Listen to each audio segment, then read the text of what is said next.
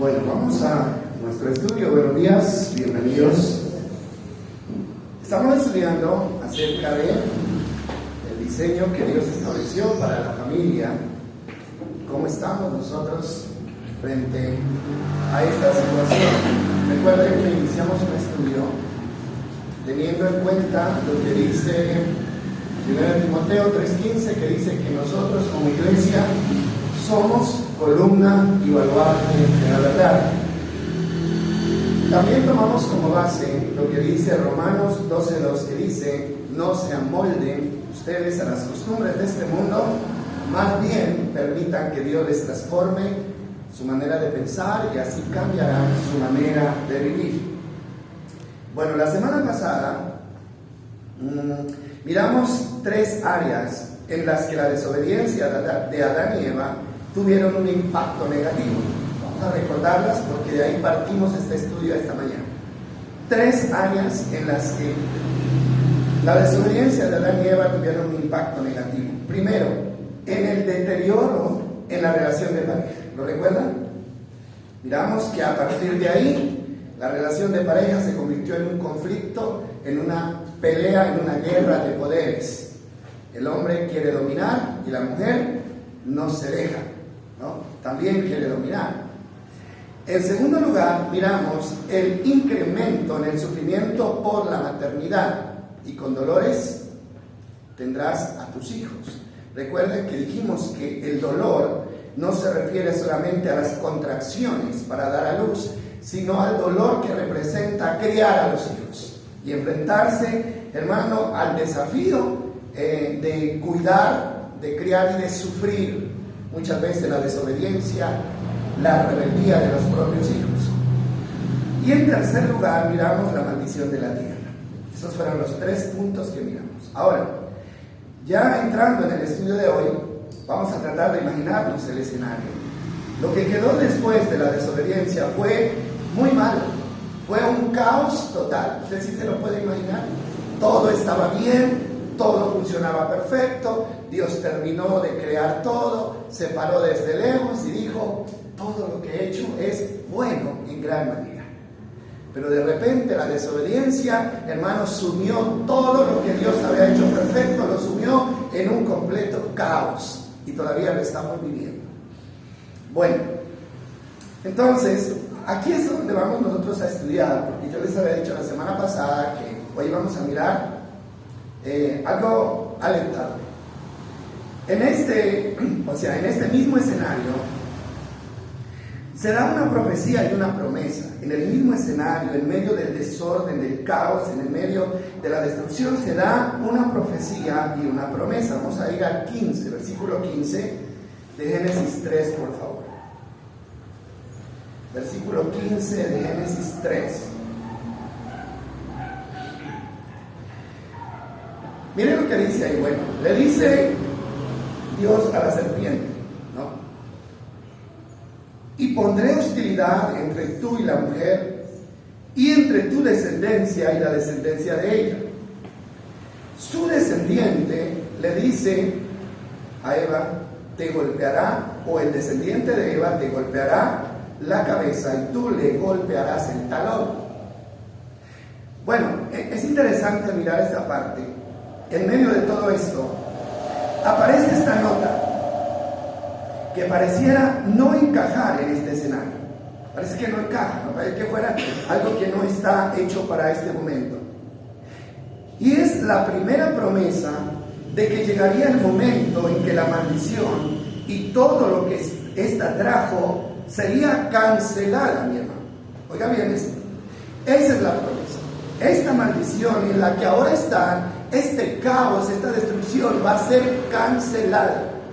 Esto no va a durar para toda la vida. Entonces le dice a la serpiente: uno que saldrá de tu descendencia. ¿A quién se refería? A Cristo. Se refería a Cristo. Uno que saldrá de tu descendencia, le dice a Satanás, te aplastará la cabeza. Y él le morderá el talón. Esto lo dijo claramente. Ahora, ¿qué significa esto? Él te herirá en la cabeza Ya dijimos, estaba hablando de Jesucristo, que fue descendiente de Eva y de Adán. Herirle en la cabeza se refería a la derrota de Satanás cuando Cristo fue levantado de la muerte. A veces nosotros pensamos que la victoria estuvo en la muerte de Cristo, no estuvo en la muerte. ¿Estuvo dónde? En la resurrección. Porque cuando Cristo muere, el diablo cree que ha ganado la batalla, ya lo maté. Pero él no contaba con que Cristo iba a resucitar. Y al resucitar es donde se cumple la profecía que dice, y te dará un golpe en la cabeza. Eso ya se lo dio, eso ya está hecho. Ahora, sin embargo, también le dice, y tú le morderás el talón. Eso se lo dijo al diablo, que estaba representado en la serpiente. Tú le morderás el talón. Se refería a los intentos que Satanás hizo para derrotar a Cristo y detener la obra de salvación. Pero ninguno de esos funcionó. Podemos mirar que Satanás quiso matar a Jesús usando a Herodes. ¿Recuerdan ustedes? Que él hizo que mataran a todos los niños menores de 2 años porque quería matar a Jesús. Más adelante se le presentó en el desierto y hay otros intentos que hicieron de matar a Jesús por parte de los mismos sacerdotes y religiosos de ese tiempo. Pero la realidad es que nunca lo logró. Ahora eso significa que la promesa de liberación de la maldición está vigente. 4.033 años después de la caída, la maldición es cancelada. 4.033 años después. ¿Por qué 4.000? Porque de la caída al nacimiento de Cristo hay 4.000 años. 4.000 años. Más los 33 años que Jesús vivió hasta que va a la muerte y resucita. Ahora, vamos a mirar lo que dice Gálatas 3:18. Ya mirando el Nuevo Testamento, una enseñanza que es para nosotros como iglesia. Gálatas capítulo 3, versículo 13, dice así. Escuchen bien esto. Dice, pero Cristo nos ha rescatado de la maldición dictada en la ley. Cuando fue colgado en la cruz, cargó sobre sí la maldición de nuestras fechorías. Oiga bien eso. ¿Qué fue lo que trajo maldición? El pecado, las fechorías, dice acá. Y Él fue el que cargó con todo eso. Dice, pues está escrito en la ley, maldito todo el que es colgado de un madero. Ahora, Cristo fue colgado de un madero y lo colgaron y lo enjuiciaron, acusándolo de criminal, sin él haber cometido ningún crimen. Entonces, ¿el pecado de quién estaba pagando ahí? El pecado de todos nosotros. Y así es como corta y cancela esa maldición. Efesios 2:5, también nos habla algo acerca de esto. Y mire lo que dice Efesios 2:5. Dice que a pesar de que estábamos muertos por causa de nuestros pecados, Él nos dio, que dice, vida cuando levantó a Cristo de los muertos. Es solo por la gracia de Dios que ustedes han sido, que dice, salvados. Entonces, ¿qué significa esto? Muerte por vida. Dios cancela la muerte y nos trae vida. ¿En quién? En Cristo Jesús. Ahora, esto yo creo que está claro, ¿verdad? Lo entendemos, lo hemos analizado y eso está totalmente claro. Ahora, lo que Cristo hizo realmente, y en esto no me equivoco, lo que Cristo hizo con su sacrificio fue pagar por el pecado, y al saldar la cuenta, la maldición sería quitada y también la consecuencia de ese pecado, que es lo que ya nosotros estamos mirando. 3 puntos, ¿no? No se olviden esos 3 puntos. Primero, está el deterioro de la relación de pareja. Segundo, está el sufrimiento por la maternidad. Y tercero, está la maldición de la tierra por culpa del hombre. Eso fue cancelado, ¿eh? Cancelado. ¿Cuánto hace de eso? Más de 2000 años. Ahora, una pregunta. En su vida, ¿eso ha sido cancelado? en su matrimonio, ¿eso ha sido cancelado? Esa es la pregunta, porque él vino y lo canceló, pero ¿se ha hecho realidad en nosotros? Porque si no se ha hecho realidad, hermano, entonces ese es un problema. Ahora vamos a retomar los puntos y vamos a analizarlo cada uno. Bueno, entonces, primero, la relación de pareja sería restaurada y quedaría como antes del pecado. ¿Qué dicen ustedes? ¿Eso es lo que quiere decir? ¿Eso es posible? La relación de pareja que se dañó por causa del pecado sería restaurada después de que Cristo se ofreciera como sacrificio y la familia y las parejas vivirían como antes de cometer el pecado, donde no había guerra, donde no había conflicto, donde no había nada de esto. Eso es lo que dice la palabra. Ahora, yo no sé si usted alguna vez lo contempló de esa manera, pero eso es lo que dice. Ahora, vamos entonces a mirar un pasaje muy conocido, muy controversial, que está en Efesios 5:21. Efesios 5:21. Encontramos ahí, miren, les digo lo que encontramos ahí. En estos versículos, del 21 hasta al siguiente, encontramos la descripción de una relación de pareja perfecta. Perfecta. Esa es la relación de pareja perfecta.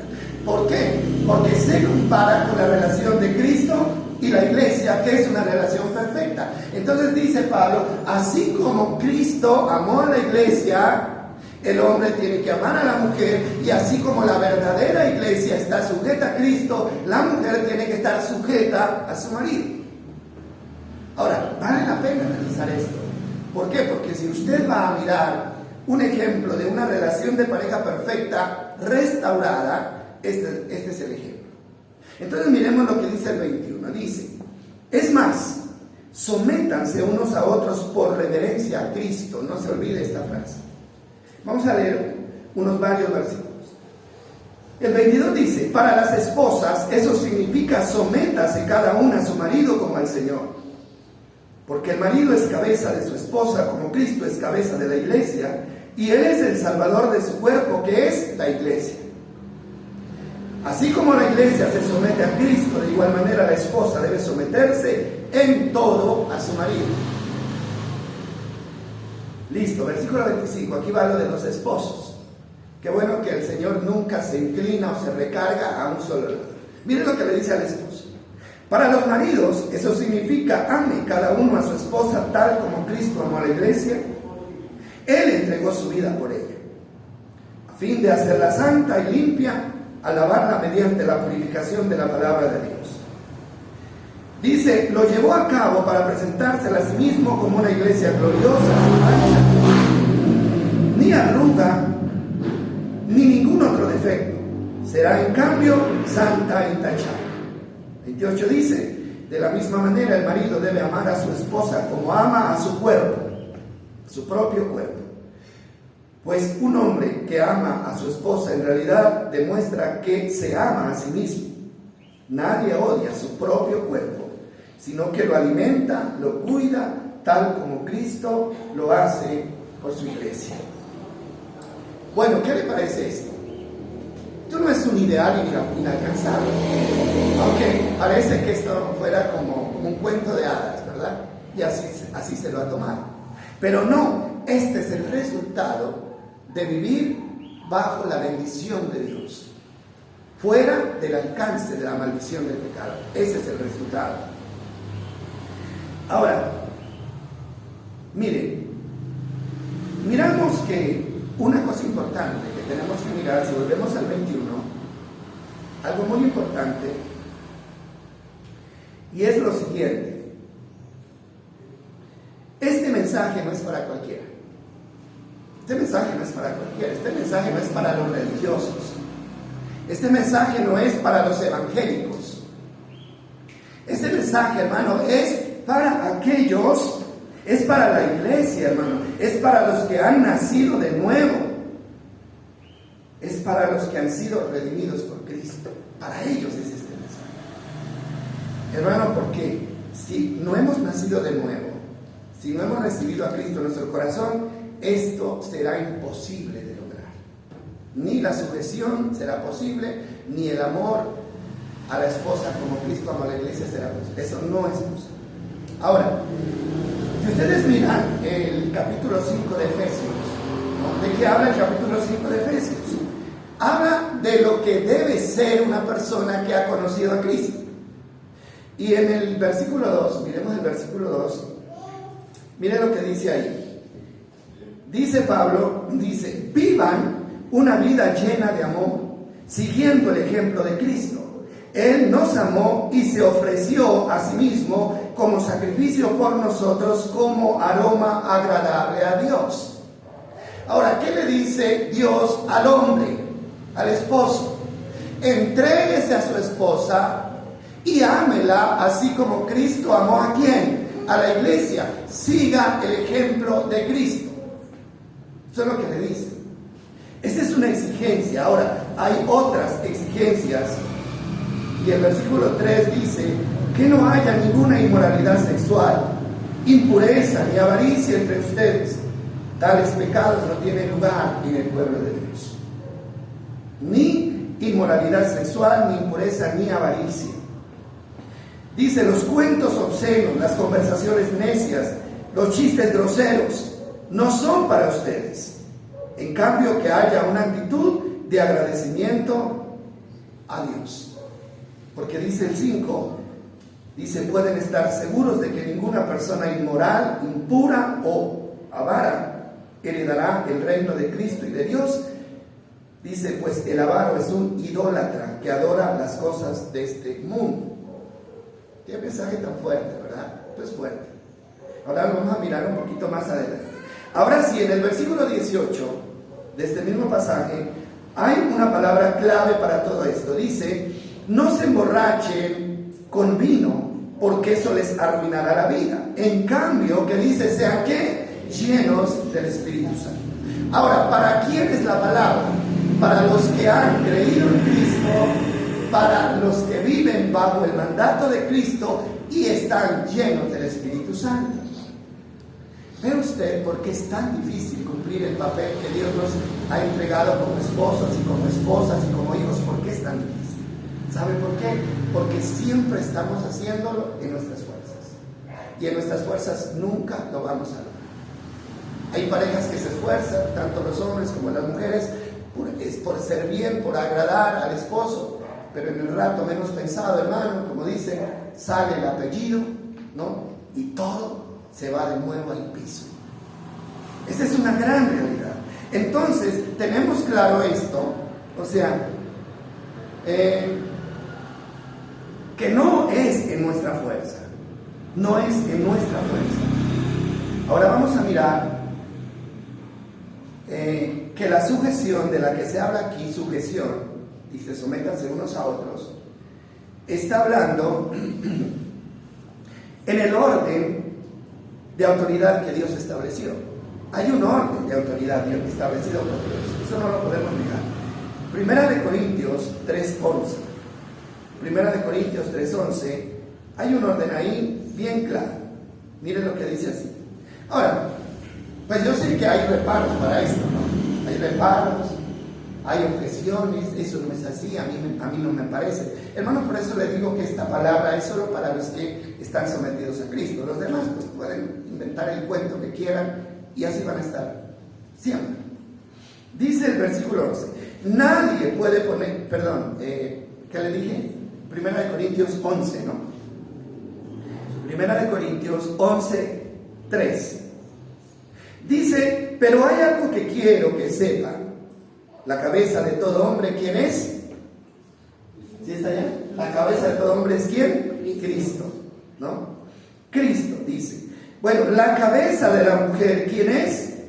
El hombre. Y la cabeza de Cristo es Dios. ¿Cómo ven ustedes el orden ahí?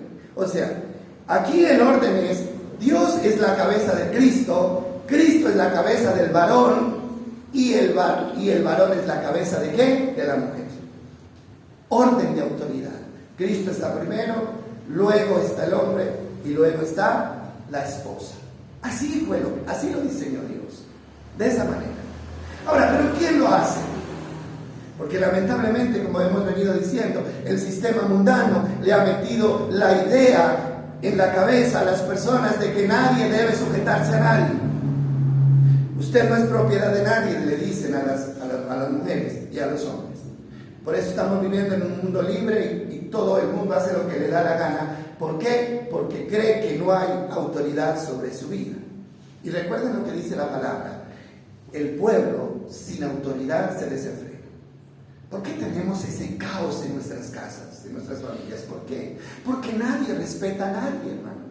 Nadie respeta a nadie. Porque todos queremos hacer lo que nos da la gana, ¿sí? Porque todos queremos imponer nuestros caprichos y nuestros deseos, hermano. Y eso forma una guerra, hermano, del cual salimos heridos, dañados. Hermano, y lo más grave es lo que le voy a decir ahora.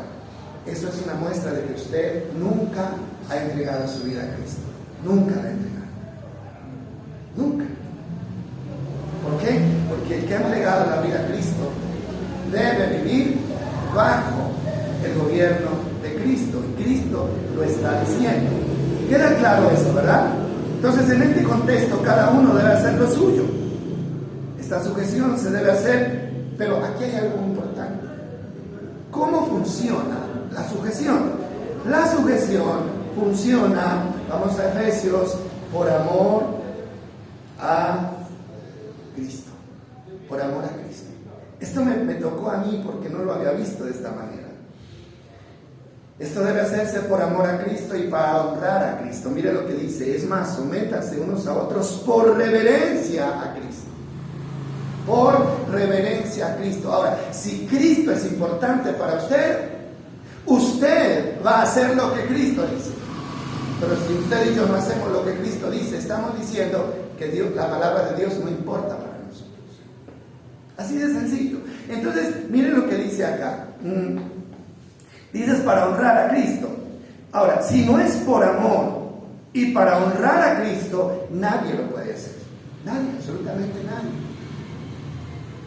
Entonces, cuando un esposo no ama a su esposa como Cristo amó a la iglesia, ese hombre no está sujeto a Cristo. No está sujeto a Cristo. No vive, no sigue el ejemplo de Cristo. Así de sencillo. Igual, la mujer que no se sujeta al marido tampoco está sujeta a Cristo. ¿Por qué razón? ¿Por qué? ¿Sabe por qué? Porque no fue el hombre el que se inventó el mandamiento. No fue el hombre. Ni fue la mujer la que se inventó. Tienes que amarme como Cristo amó a la iglesia. Yo lo digo. O el hombre, tienes que sujetarte porque yo lo digo. Fue Dios el que estableció el mandamiento. Y cuando alguien se resiste a cumplir el mandamiento, no se está resistiendo a cumplir una orden humana. Se está resistiendo a cumplir ¿qué? El mandamiento de Cristo.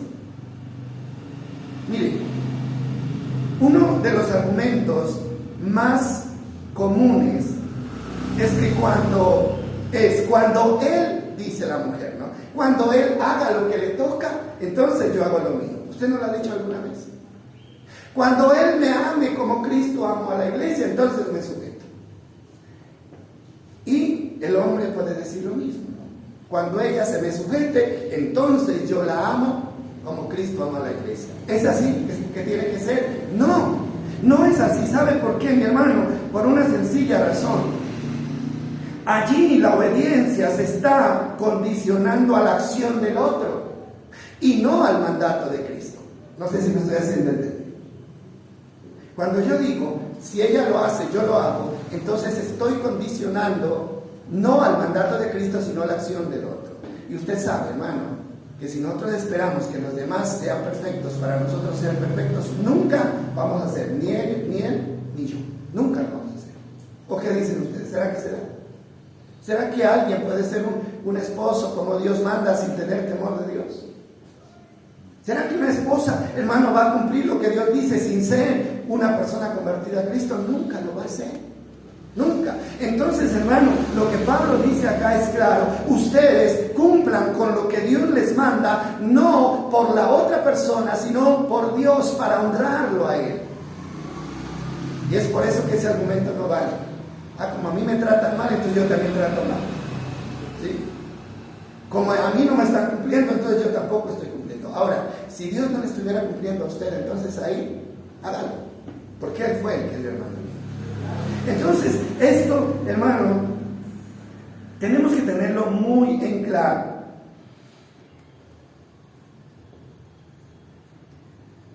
Cuando dejamos el mandamiento de Dios de lado, hermano, no solo se deshonra al compañero, sino que se deshonra a Dios.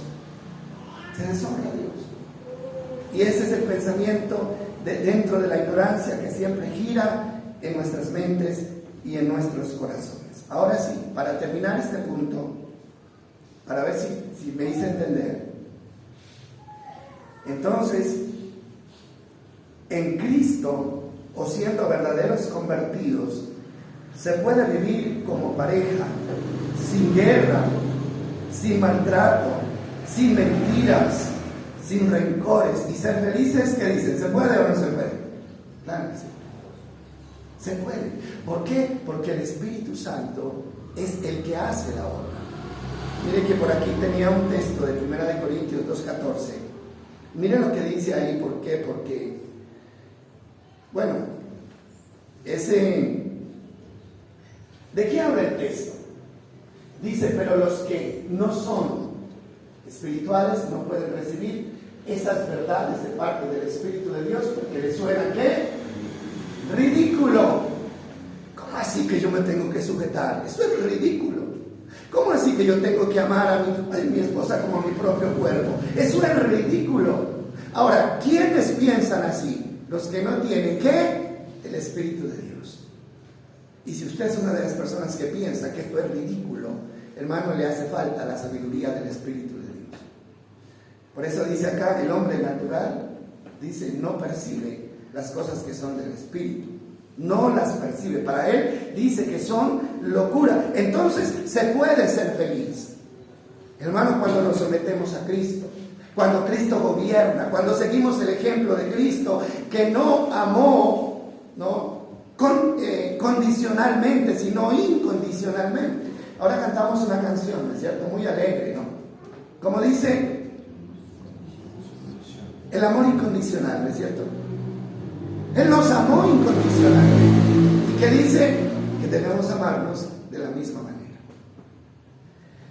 Mire, yo le digo una cosa, y de verdad que esto a mí me parece tan importante, y es que la gente todavía vive bajo una ilusión. No, las personas piensan que porque una pareja no decide unirse y van donde el juez o van donde el cura o donde el pastor y hacen un juramento, ¿no? ¿Cuál es el juramento que hacen generalmente? Dice, yo prometo serte fiel y estar contigo en la enfermedad, en la salud, en la pobreza, en la riqueza, y prometo no mirar a otra mujer, solamente bueno, toda esa carreta, porque eso no es sino carreta, ¿sí? Entonces la gente ilusamente cree que él le va a cumplir, ella cree que él le va a cumplir, y él cree que ella le va a cumplir porque lo dijo. Mentira, no lo puede cumplir. Y si eso fuera cierto, hermano, ninguna pareja de los que hicieron ese juramento se hubiera separado. Ninguna pareja fuera infiel, ninguna pareja maltratara al otro, ninguna pareja abandonara al otro porque se enfermó o porque es pobre. Y no es el pan de todos los días, no lo vemos todos los días. Entonces, hermano, ¿por qué? ¿Por qué? ¿Sabe por qué? Porque una persona que no está entregada a Cristo, una persona que no se ha entregado a Cristo verdaderamente, no se puede entregar a nadie más. Primero tengo que entregarme a Cristo para yo entregarme a mi esposa, o para que la esposa se entregue a su esposo. ¿Se le ve lógica a ustedes a esto? Yo creo que sí. No tiene lógica, ¿sí? Entonces el mundo está esperando, o la mujer espera que el hombre le cumpla, y el hombre espera que la mujer le cumpla, simplemente porque hizo un juramento. Hermano, un juramento de una persona que no tiene a Cristo es mentira. Una persona que no tiene temor a Cristo, hermano, nunca podrá cumplir sus juramentos, nunca los cumplirá. Jamás. Porque la persona fiel, hermano, la persona verdadera y honesta es la persona que se ha comprometido con Dios. Háganlo por respeto a Cristo. Por eso tienen que hacer. Ahora sí, con respecto a la sentencia del hombre, esta es más importante todavía, ¿no? ¿Qué dice la palabra con respecto a la sentencia del hombre? Vamos a ir a Génesis, que es el texto que estamos viendo, 3:17. Génesis 3:17.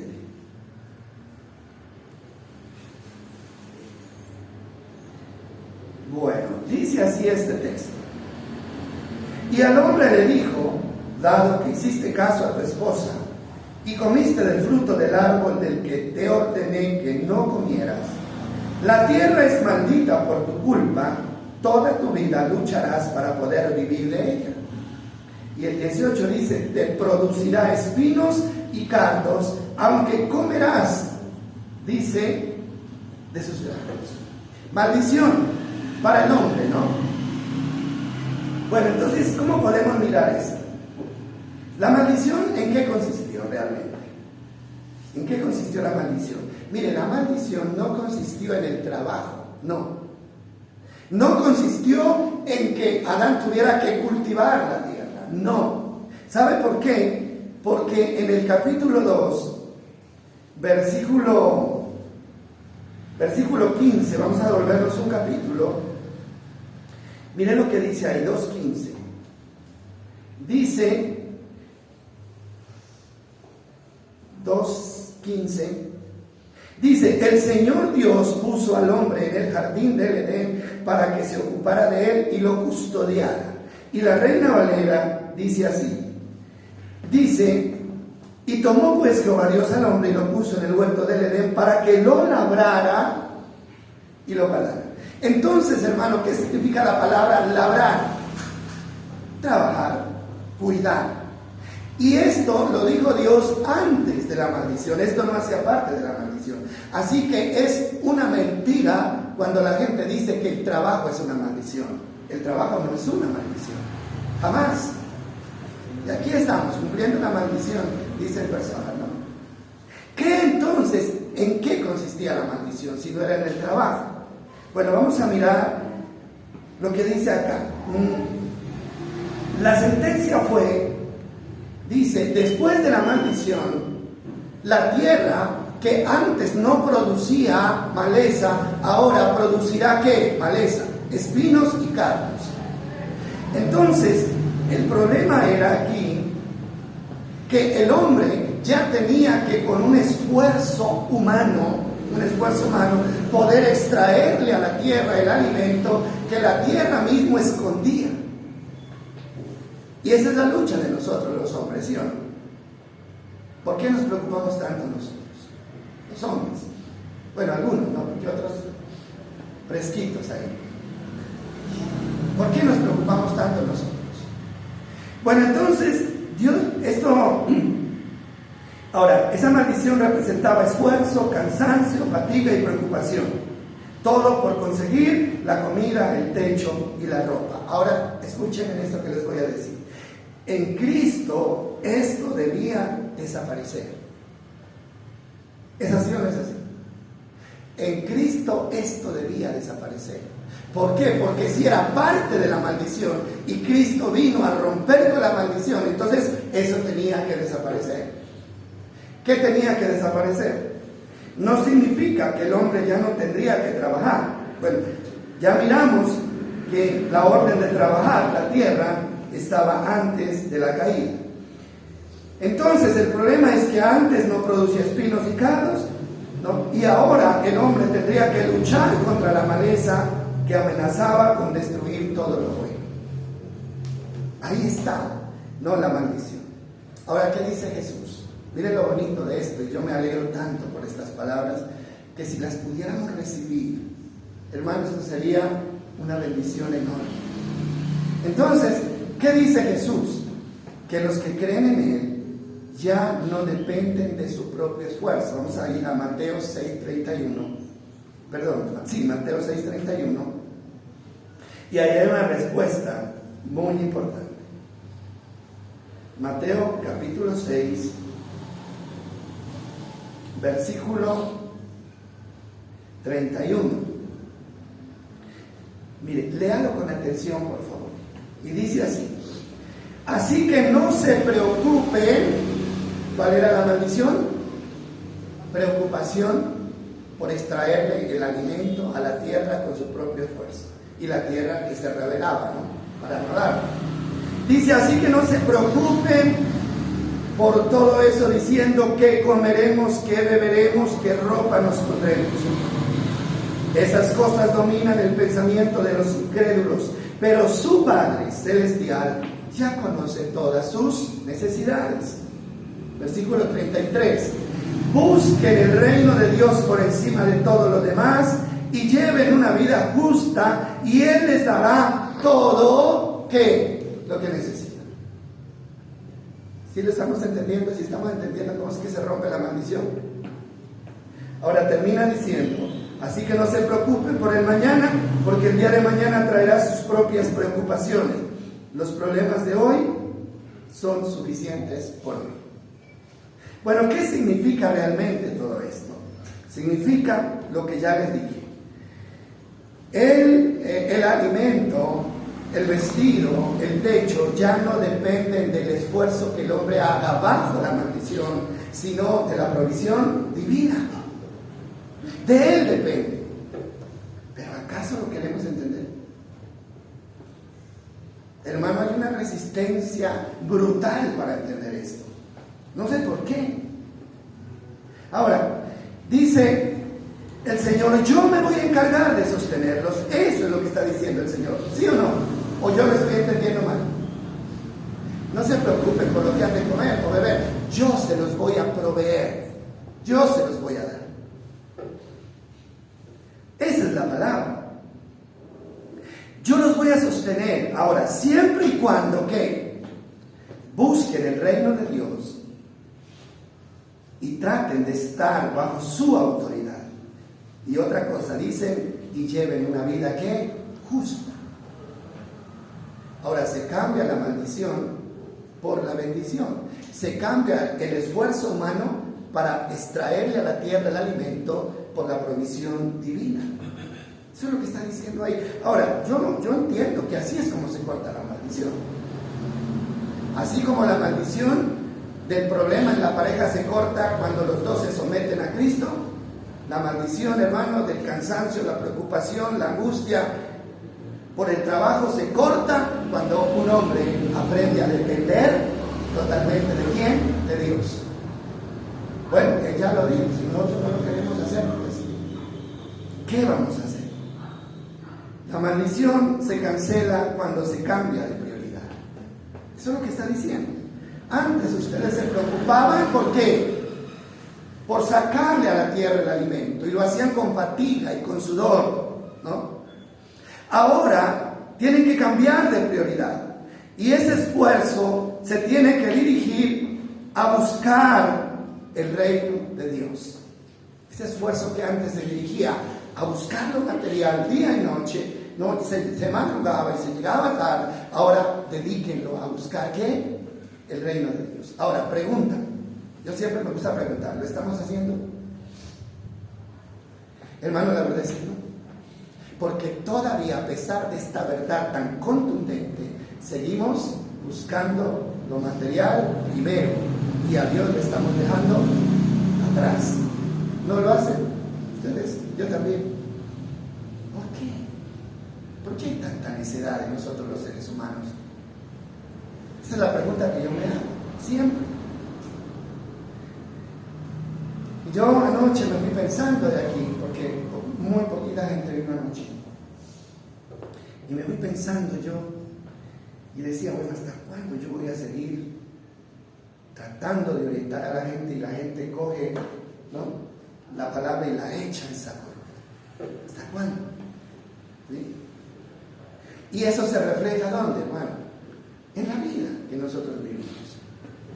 Y yo, bueno, se me quitó el sueño de madrugada pensando. Y yo decía, bueno, ¿qué está pasando con nosotros? Si Dios nos ha ofrecido tranquilidad, vida abundante, salud, bienestar, pero no lo estamos viviendo. ¿Por qué razón? Simplemente, hermano, porque tomamos la palabra, la guardamos y no la volvemos a traer a nuestra vida. ¿No creen que es así? Bueno, se toma la palabra que sí, yo la entendí, la recibo, pero cuando salimos allá es como si hubiera un depósito en la oscuridad donde se la echa y seguimos viviendo como veníamos viviendo antes. Esa es la realidad. Y hasta que nosotros no le hagamos caso a la palabra, hermano, nuestra situación no va a cambiar. Nunca va a cambiar. Y yo le daba vuelta y decía, ¿cómo me encuentro un ejemplo? Y el ejemplo es los mendigos, ¿no? Los mendigos que van que se acostumbran a pedir. Ustedes conocen, y hay mucha gente que se acostumbra a pedir. Ellos piden plata, les dan plata, piden ropa, les dan ropa. Hermano, pero ¿qué hacen con las cosas que reciben? Ustedes saben eso. ¿Qué hacen? Cogen y lo guardan. Y muchos mendigos, hermano, después de que se han muerto, han ido a buscar, hermano, y toda esa plata estaba podrida por ahí. Y toda esa plata estaba escondida por ahí. Ustedes deben conocer casos así. Les dan ropa, hermano, nunca se la colocan, sino que siguen con los mismos harapos de siempre. ¿Es así o no es así? Vaya usted y mire en los cajones. Ahí hay bultos de ropa que nunca se ponen. Lo mismo pasa con la palabra. Hermano, a veces se da la palabra, se da el recurso, pero como la tomamos y la echamos allá al olvido, entonces seguimos viviendo la misma vida de miseria y nunca habrá un cambio. Si yo le regalo una camisa nueva a un mendigo, ¿no es cierto? Y él se la pone, ¿qué pasa con esa persona? Tiene un cambio, ¿verdad? Cambia el aspecto. Hermano, yo lo voy a ver diferente y él se va a ver diferente.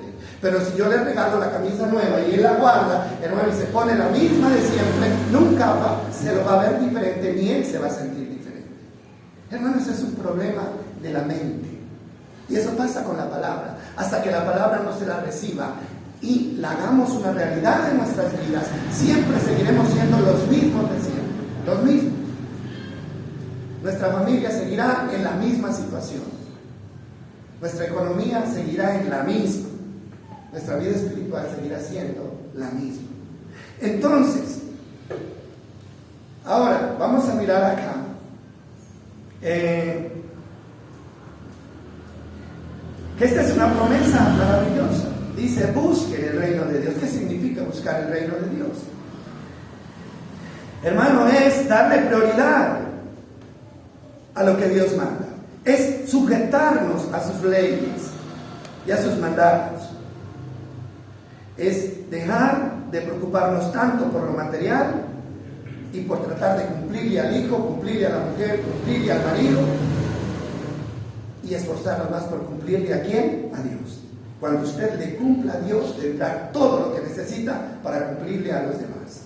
Pero mientras usted no le cumpla a Dios, usted no le va a cumplir a nadie. A nadie, ¿cómo le va a cumplir? ¿Cómo? Entonces, esa es una gran realidad. Ahora, lo que antes dependía de nuestro esfuerzo, ahora depende de mí, dice el Señor. La maldición no es el trabajo, sino la preocupación por conseguir las cosas. Ahora, escúchenme esto que les voy a decir. Y si a eso le añadimos que hay gente que ya tiene sustento y abrigo y quiere más, si le añadimos eso, hermano, la cosa se empeora y el panorama se vuelve más oscuro. ¿Cómo así? Porque hay gente que ya tiene, hermano, lo que necesita para vivir, ya tiene. ¿Pero qué hace? Quiere más. ¿Y qué dice, hermano, el apóstol Pablo en el texto que leímos? Dice que la avaricia es idolatría y es un pecado grave delante de Dios. Ahora, vamos a mirar unos textos que hablan de esto y es para que los tengamos en cuenta. Hebreos 13:5. Mire lo que dice Hebreos 13:5.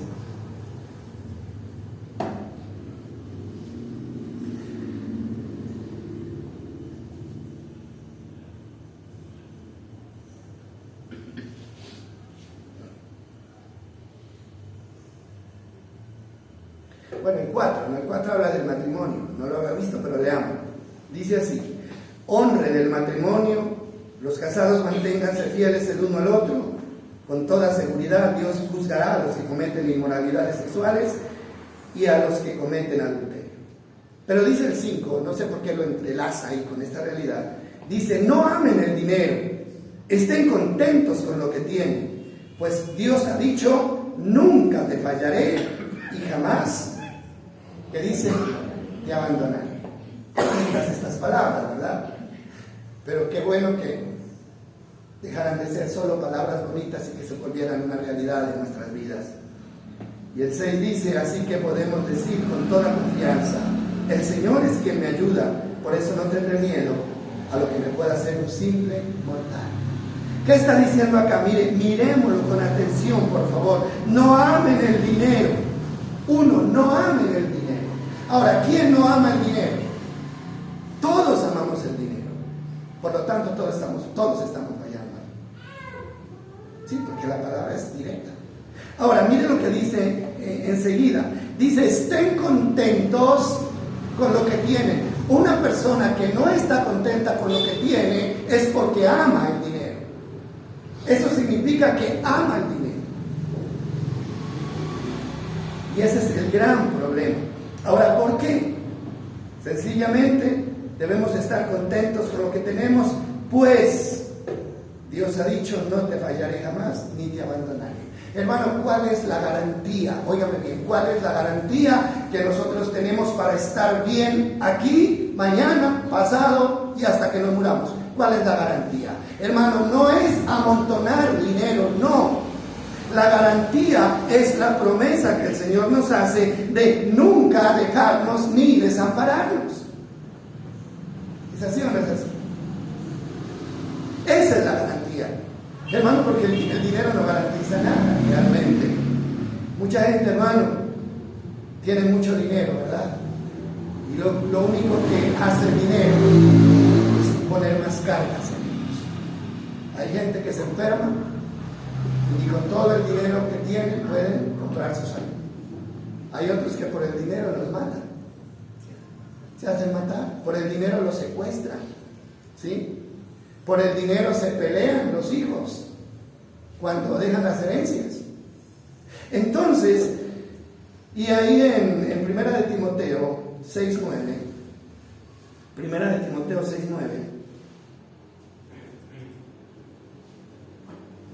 dice así: pero los que viven con la ambición de hacerse ricos caen en tentación y quedan atrapados por muchos deseos necios y dañinos que los hunden en la ruina y en la destrucción. Hermano, aquí hay un contraste, ¿no? ¿Cuál es el contraste? El deseo de hacerse ricos. Listo, se puede conseguir riqueza material, pero esa riqueza material se puede convertir en destrucción y ruina espiritual. Esa riqueza puede llevarnos a la ruina espiritual. Entonces no hay seguridad. ¿O sí? No hay seguridad. Dice el versículo 10: pues el amor al dinero es la raíz de toda clase de mal. Y algunas personas en su intento deseo por el dinero se han desviado de la fe verdadera y se han causado muchas heridas dolorosas. Ahora, qué verdad tan grande, ¿no es cierto? Pero ¿qué tanta importancia le estamos dando? Porque el amor al dinero es la raíz de todos los males. Todos, hermano, todos los males. Y la pregunta que debemos hacernos es: ¿qué tanto amo yo el dinero? ¿Qué tanto amo yo la plata? Si yo amo el dinero, hermano, algo malo está creciendo dentro de mí. Algo malo está creciendo. Hay una raíz mala ahí. Y me va a terminar apartando, hermano, de la fe. Porque ese es el problema. Que termina apartándonos de la fe. Entonces, la avaricia es una manera como Satanás tiene al hombre bajo maldición. La avaricia. La abundancia excesiva se convierte en una carga, no en una bendición, y genera desvelo y afán. ¿Sabe quién lo dice? Uno de los hombres más sabios de la tierra. Eclesiastés 5:12. Mire lo que dice Eclesiastés 5:12.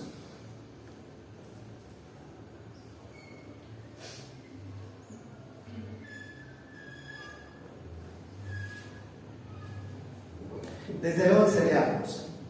Mira lo que dice. Cuanto más tengas, más se te acerca la gente para ayudarte a gastarlo.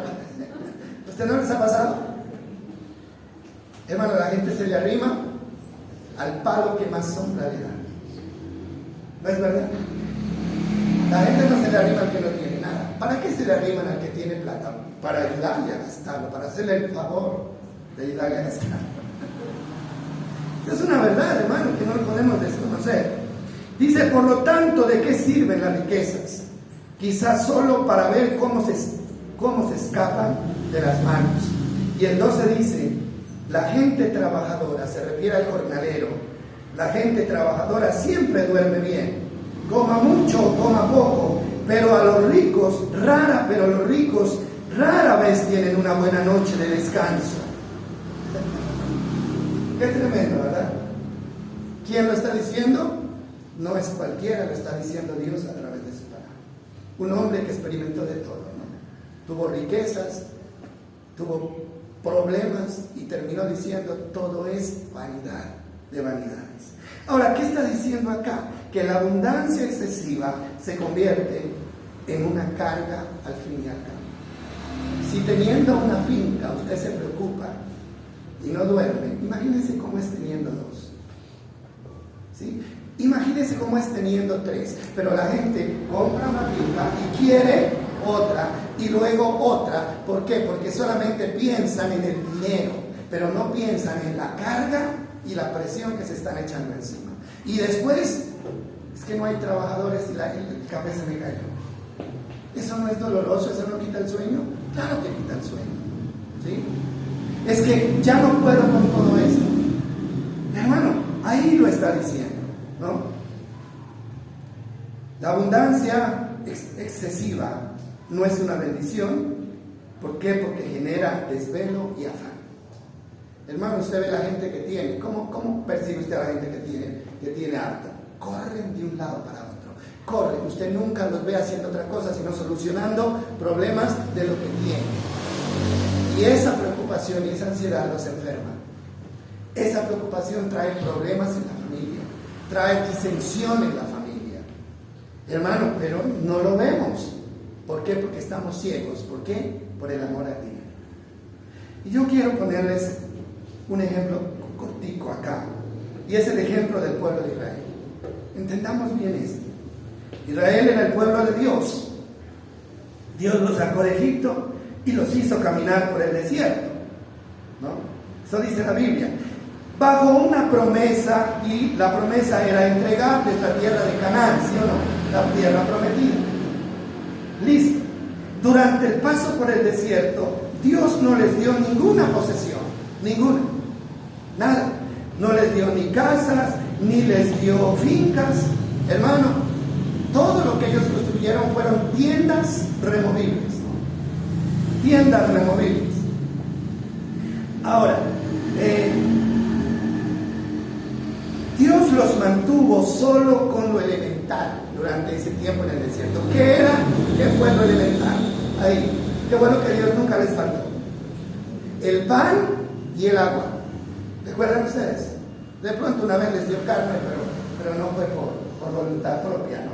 Sino porque todos esos se pusieron a quejarse y que querían carne. Y Dios les dio carne. ¿Recuerdan ustedes? Les mandó codornices, ¿no? Dice, llenaron la tierra, 20 centímetros de alto. Quedaron las codornices muertas ahí. Y les dijo, coman hasta que se les salga por la nariz. Esa no era una expresión como de contento, ¿no? Porque ellos se quejaban, es que en Egipto comíamos carne y aquí no hay carne, tengan la carne. Pero el propósito de Dios era mantenerlos con el maná que descendía todos los días y ellos lo recogían en la mañana y era la comida del día. Si guardaban ese maná, en la noche se llenaba de gusanos y al otro día ellos ya no se lo podían comer. Por eso cuando el Señor nos enseña a orar, nos dice, el pan nuestro de cada día, dánoslo hoy. Porque Dios no promete cosas para amontonar. Él promete lo que nosotros vamos a necesitar mientras estemos en esta tierra. Ahora, nosotros Somos el Israel espiritual, ¿sí o no? Ustedes sabían eso, ¿verdad? Somos el Israel espiritual. Fuimos sacados del mundo que representa Egipto. Y la vida en el desierto, ¿qué representa? El desierto representa la vida. Esta vida es el desierto. Dice que el desierto estaba lleno de serpientes venenosas y escorpiones venenosos. Hermano, esta vida está llena de muerte, de dolor, de peligro acá. Ese es el desierto. Y es para nosotros, ¿no es cierto? Es para nosotros. Entonces, la herencia que Él nos prometió a nosotros, ¿dónde está? En el cielo. Cielo nuevo y tierra nueva. Así como a Israel le dijo, ustedes no van a tener nada en el desierto porque van de paso aquí. Conténtense con el pan y con el agua. Y Él dice que sus vestidos nunca se envejecieron, ¿no? Y tampoco se enfermaron. Conténtense con eso, porque si yo les doy más, ¿qué iba a pasar? Si yo les hubiera dado una finca, ¿qué hubiera pasado? Ahí se quedaban, hermano, y no avanzaban hacia la tierra prometida. Entonces lo mismo nos dice Dios a nosotros acá, ¿no? La herencia de ustedes es el cielo nuevo y la tierra nueva. Por eso Pablo dice, teniendo sustento y abrigo, estén contentos. Estén contentos, porque solamente eso es lo que necesitan mientras van de paso por este desierto que es la vida. Ahora, ¿qué pasa con las personas que en esta vida se ponen a construir y a comprar y a llenarse de posesiones? ¿Qué pasa con esas personas? Hermanos, se embelezan, se embolatan ahí y nunca llegan a recibir la herencia del cielo nuevo y la tierra nueva. No la van a recibir. Eso es lo que el Señor trata de decirnos acá. Entonces, por eso es que, hermano, mientras estemos de paso, aquí este es un paso transitorio. El Señor nos ha prometido que sustento y abrigo. Por la comida no se preocupe, porque yo sé que la necesitan. La ropa no se preocupe, porque igual la necesitan. Un techo también no se preocupen. Yo ya decidí que voy a darles eso. ¿Por qué? Porque si les doy más cosas, entonces se van a quedar allí. Y yo no quiero que se queden aquí, hermano, porque lo de aquí se va a terminar. Un día todo lo de aquí va a arder y no va a quedar piedra sobre piedra aquí en la tierra. Yo quiero que ustedes aseguren esa herencia eterna. Eso es lo que yo quiero. Entonces, mis amados, termino leyendo Juan 6:27. Creo que no me la pasé allá. Juan 6:27. Pero déjenme leer lo que dice aquí. Es un desafío. Cuando Jesús multiplicó el pan, la gente empezó a buscarlo. Y cuando lo encontraron, le dijeron, ¿dónde estabas? ¿No? Queremos que sigas multiplicando el pan. Y Jesús les dice, pero no se preocupen tanto por las cosas que se echan a perder. Dice, tal como la comida, pongan su energía en buscar la vida eterna, que puede darles el Hijo del Hombre, pues Dios Padre me ha dado su sello de aprobación. ¿Qué le está diciendo acá? Así, hermano, directo. No se preocupen tanto por lo material, porque eso se va a terminar. Preocúpense, porque dice, pongan su energía en buscar la vida eterna, porque eso es lo que les va a durar a ustedes para siempre. Ahora, yo creo que todo esto queda claro, ¿verdad? Yo creo que queda claro, ¿cierto? Entonces, ¿cómo cortamos la maldición? La maldición, hermano, del problema en la familia, la maldición del afán, hermano, confiando y entregando nuestra vida 100% a Dios. ¿Cuál es el problema número uno de nosotros hoy? El amor a lo material. El amor a lo material. Las cosas de este mundo, hermano, que un día vamos a ver desaparecer, son las que nos tienen anclados y no nos permiten crecer espiritualmente y dar el fruto que Dios quiere. Tenemos que ser reales en esto, porque eso es madurez. Quiero terminar mirando un corto video que quiero que lo analicen bien. Es de David Ormachea. Yo creo que muchos conocen a este pastor. un pastor que toda su vida ha sido una autoridad en cuestiones de familia, ¿no? Es un hombre que yo respeto mucho porque he aprendido mucho de él. Escúchenlo bien, a ver, ¿me das un poquito de volumen, por favor? Es un video cortito, no tiene ni un minuto.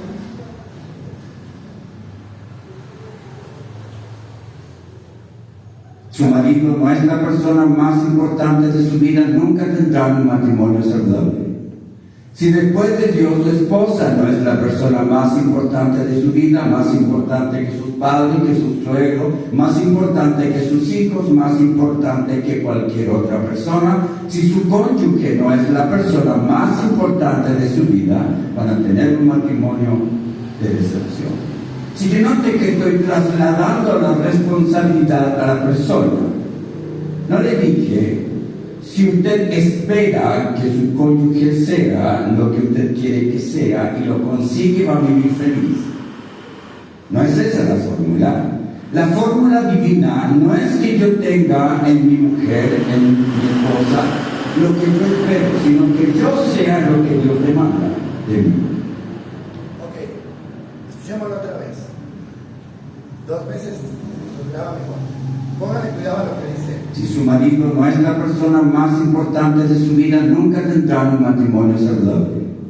Si después de Dios su esposa no es la persona más importante de su vida, más importante que sus padres, que su suegro, más importante que sus hijos, más importante que cualquier otra persona, si su cónyuge no es la persona más importante de su vida, van a tener un matrimonio de decepción.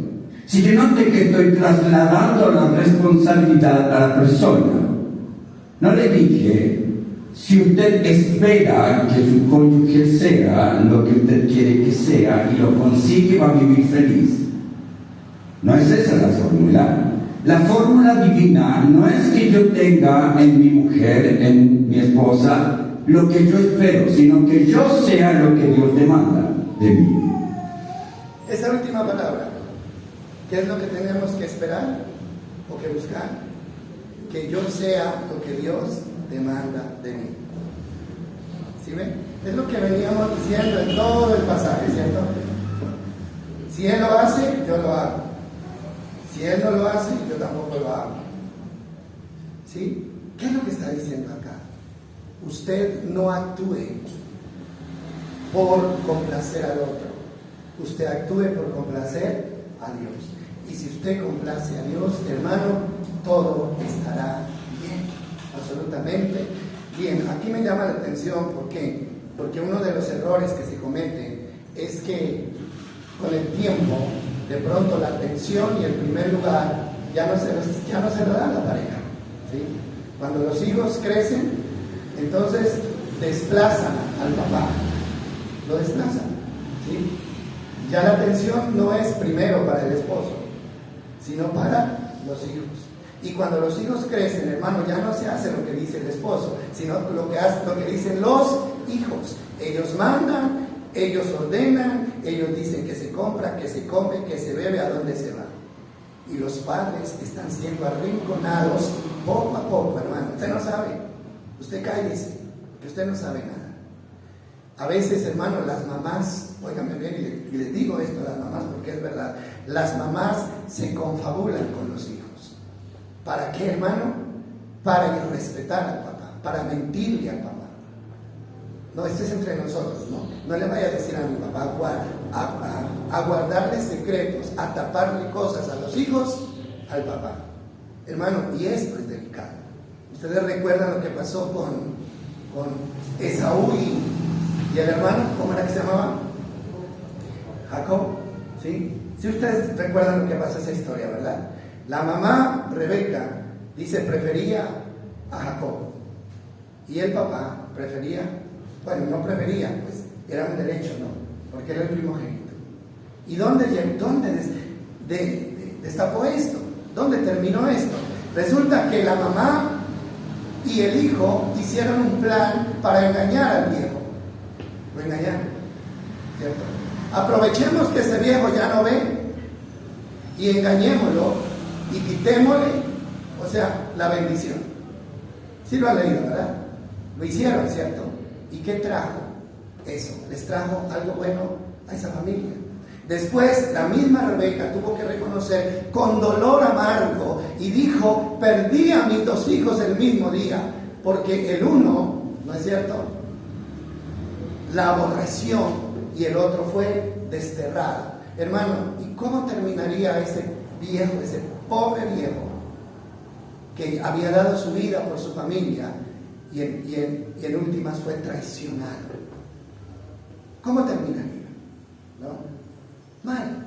Entonces, hermano, por eso es que cuando el Mashiach dice, él dice, si el esposo no le da a la esposa el lugar por encima de los hijos, de la suegra, de la mamá, del papá, entonces nunca tendrá un matrimonio funcional.